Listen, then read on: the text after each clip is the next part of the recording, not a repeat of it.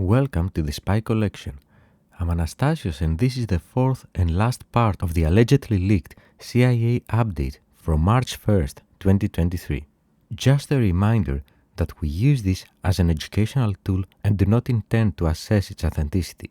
Those last few updates were from the agency's Transnational and Technology Mission Center, which was established in 2021.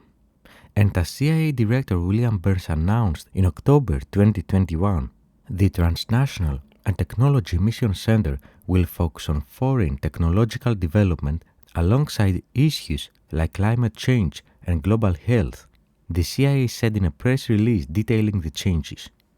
If that leak is real, it means that this is likely their first publicly available intelligence product.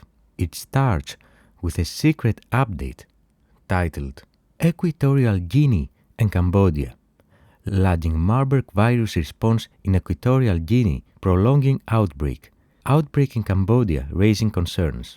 It says, on February 28th, Equatorial health officials reported 2 more Marburg virus deaths, bringing the total to 11 fatalities since the World Health Organization, WHO, declared an outbreak in mid-February.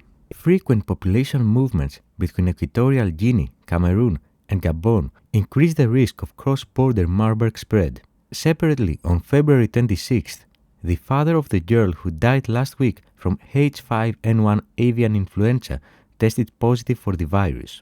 Preliminary genetic sequencing on the 2 cases confirmed they were infected with an endemic virus subtype, but more testing is required to determine whether the virus was passed via the daughter or other birds, and it has 2 bullet points. First, on February 25th, WHO assessed Equatorial Guinea needed better case management standards, sufficient infection prevention control supplies, more trained personnel, and a system to handle the needs of quarantined individuals to manage the outbreak. And secondly, the Cambodian viral subtype is distinct from the subtype causing the global outbreak among poultry, but documented human-to-human transmission from either subtype would elevate the epidemic threat. H5N1 outbreaks to date have not shown sustained transmission among humans. The next update was in a separate photograph, this one. Let's start with the first topic. Worldwide, 5G services may pose satellite interference risk, saying that the expansion of 5G services worldwide is increasing the risk of satellite interference that could disrupt commercial and military communications. 5G networks use new radio frequencies to improve terrestrial, mobile cellular services, and some of these frequencies may encroach on some satellite communications, SATCOM. Interference could occur even if the 5G service is not operating at the same frequency used by SATCOM providers. Coordinated global radio frequency spectrum planning and the development of mitigation measures may help protect satellite systems from interference. And as you can see, this came from a CIA Wire report. We covered what those products are in the previous episode of this series. The threat that is being discussed is not really new. For instance, in this May 2020 edition of the SAT magazine, there was an article titled Mitigating 5G Interference Signals in the C-band, with its first paragraph saying that the coverage and capacity band of the new 5G cellular network will operate mostly at 3.3 to 3.6 GHz, posing interference concerns with the C-band satellite communication terminals, which receive space-to-earth signals in the 3.4 to 4.2 GHz band. In this article, we prove that the interference signal in a worst-case scenario could be orders of magnitude higher than what the C-band terminal can tolerate. We'll leave a link in the description. Even further back, in November 30, 2018, the Dutch TNO did the research for a satellite spying station located in Burum titled Coexistence of 5G Mobile Networks with C-band Satellite Interception in Burum, covering the same topic in great detail. It's 186 pages long. And lastly, we have this.